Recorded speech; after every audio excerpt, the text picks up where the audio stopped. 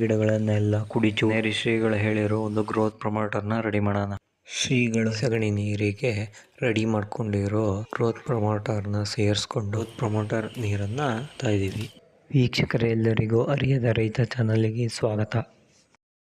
ಚೆಂಡು ಹೂವಿನ ಗಿಡಗಳನ್ನೆಲ್ಲ ಕುಡಿಚೂಟಿರೋದ್ರಿಂದ ಪೋಷಕಾಂಶಗಳನ್ನು ಒದಗಿಸ್ಬೇಕಾಗಿತ್ತು. ಅದಕ್ಕೆ ಕನ್ನೇರಿ ಶ್ರೀಗಳು ಹೇಳಿರೋ ಒಂದು ಗ್ರೋತ್ ಪ್ರಮೋಟರ್ನ ರೆಡಿ ಮಾಡೋಣ. ಶ್ರೀಗಳು ಹೇಳಿದ ಹಾಗೆ ಪ್ರಮೋಟರ್ಗೆ ಚೆನ್ನಾಗಿ ಗಳಿತಿರೋ ಅಥವಾ ಕೊಳೆತಿರೋ ಯಾವುದಾದ್ರೂ ಹಣ್ಣು ಬೇಕು. ನಾವು ಇಲ್ಲಿ ಬಾಳೆಹಣ್ಣನ್ನು ತಗೊಂಡು ಚೆನ್ನಾಗಿ ಗಿವುಚಿ ಇದಕ್ಕೆ ಸಮ ಪ್ರಮಾಣದ ಸಾವಯವ ಬೆಲ್ಲ ಸೇರಿಸ್ಕೊಳ್ಬೇಕಾಗುತ್ತೆ.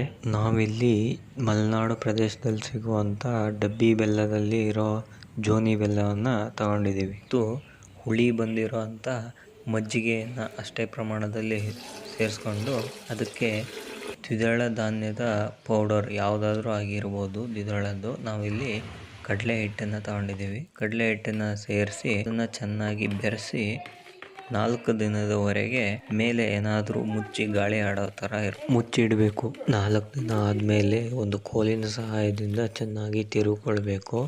ಈಗ ಒಂದು ದೊಡ್ಡ ಗಾತ್ರದ ಬುಟ್ಟಿಯಲ್ಲಿ 2 ದಿನದ ಮೊದಲೇ ತೆಗೆದಿಟ್ಟಂತಹ ದೇಸಿ ಹಸುವಿನ ಸಗಣಿಯನ್ನು ತುಂಬಿಕೊಳ್ಬೇಕು. ನಾವಿಲ್ಲಿ ಸುಮಾರು ಒಂದು 10 kg ಸಗಣಿಯನ್ನು ತುಂಬಿಕೊಂಡಿದ್ದೀವಿ. ಈಗ ಬುಟ್ಟಿಯಲ್ಲಿರುವ ಸಗಣಿ ಮುಳುಗುವಷ್ಟು ನೀರನ್ನು ಸೇರಿಸ್ಕೊಂಡು ಗಟ್ಟಿ ಇರೋ ಸಗಣಿ ಚೆನ್ನಾಗಿ ನೀರಿನ ಜೊತೆ ಸೇರೋವರೆಗೂ ಕಲಿಸ್ಕೋಬೇಕಾಗುತ್ತೆ. ಕಲಿಸೋದಕ್ಕೆ ನಾನಿಲ್ಲಿ ಗ್ಲೌಸ್ಗಳನ್ನು ಬಳಸ್ಕೊಂಡಿದ್ದೀನಿ ಕೈಗೆ. ಗಟ್ಟಿ ಸಗಣಿ ಉಳಿದೇ ಇರೋ ಥರ ಚೆನ್ನಾಗಿ ಕಲಿಸ್ಕೊಂಡು ಈ ಸಗಣಿ ನೀರಿಗೆ ರೆಡಿ ಮಾಡ್ಕೊಂಡಿರೋ ಗ್ರೋತ್ ಪ್ರಮೋಟರ್ನ ಸೇರಿಸ್ಕೊಂಡು ಚೆನ್ನಾಗಿ ಕಲಿಸ್ಕೊಂಡು ಅದಕ್ಕೆ ಸ್ವಲ್ಪ ಗೋಮೂತ್ರನ ಸೇರಿಸ್ಕೋಬೇಕು.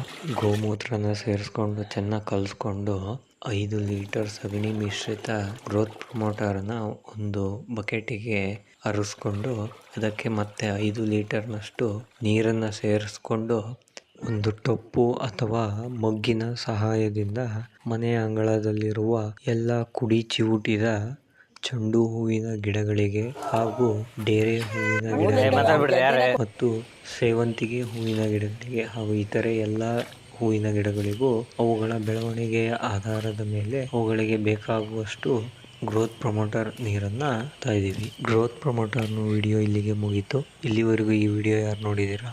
ಈ ವಿಡಿಯೋ ಇಷ್ಟ ಆಗಿದ್ದರೆ ಲೈಕ್ ಮಾಡಿ, ಶೇರ್ ಮಾಡಿ, ಕಮೆಂಟ್ ಮಾಡಿ.